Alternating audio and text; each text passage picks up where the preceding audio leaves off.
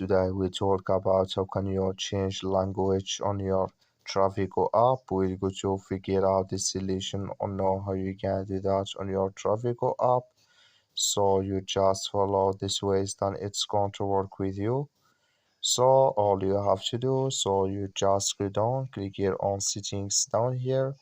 When just click here on settings, it's going to take you to this list here. It's going to show for you like this now. So then all you have to do, just click here on language, you just click on it. When just click here on language, it's going to take you to this list here.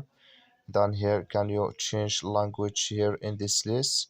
We'll find here all language here, can you select it or can you change it here. So that's all you have to do to change language. I wish you are great. That's all. Thank you for watching. Don't forget to support us by liking and subscribe.